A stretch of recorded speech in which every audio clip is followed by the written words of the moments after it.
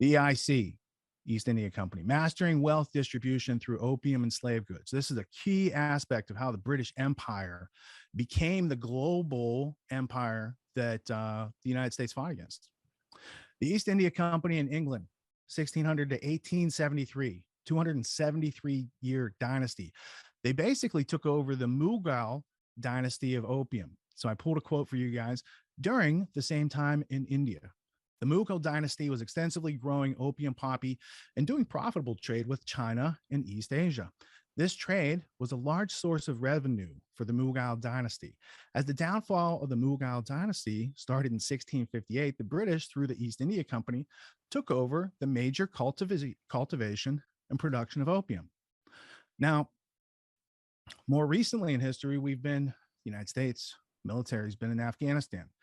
Afghanistan is famous for opium and poppy production.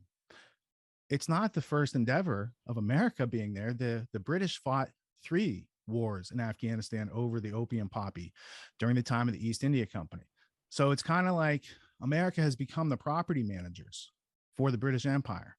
That might tie into the story we're learning about today as well. So there's a continuity, an ominous continuity, as John Taylor Gatto would say, of this opium production, the wealth that comes with it, the power that comes with it, and the people who are in control of it. Might be the same people who are in control of your education system. We'll find out later. First, I got to take you back to 1753. These are top countries by GDP. Up at the top, you see China.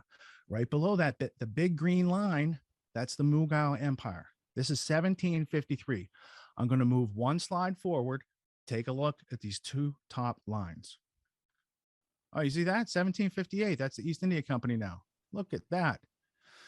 What's going to happen from here, kids? Well, it would be long to take you through year by year, so let's jump 100 years into the future. 1758 to 1857. 100 years later, British East India Company still holding it down. You see the United States right below the EIC, and right below that is the United Kingdom. So it's not just the East India Company. It's the fact that the East India Company's GDP was so far larger than its home, the United Kingdom, mostly because it took over the Mughal opium empire. A lot of money in that. So here we are in 1857, 100 years into the East India Company's opium production.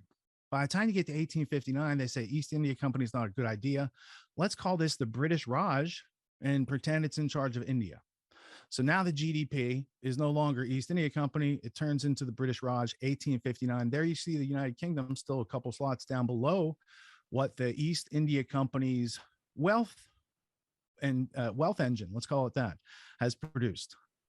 By 1881, just after the United States Civil War, the United States has surpassed in GDP even the British Raj front of the East India Company.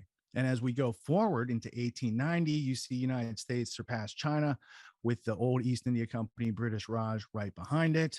And then it just changes over a couple of years. And this is just a flash forward into World War II. Look at that. How has that changed over time? And what happened to the United States? I mean, we're great. We got a lot of inventions here, hardworking people, but what maybe happened? We're going to learn a little bit about that because the East India Company and the British Empire is one of 3 characters we're going to learn about in today's story. There you see by 2018, the United States had even surpassed China and Japan, but you see China catching up. Let's go back to the history. On the left is the flag of the East India Company, the place that deals opium. On the right, you see the Grand Union flag of the United States. That's the first flag of America. Now, at that time, there was a lot of Eastern establishment people, rich families, call them the Boston Brahmins, call them the Eastern establishment, very, very close to this East India Company opium trade and slave trade. So maybe the early colonists were like, hey, maybe we should still be able to, take our boats over to Canton, because that's what the Astors who traded their furs over in Hong Kong. I mean, it started as an island called Canton, but then the Anglicization of it turns it into Hong Kong.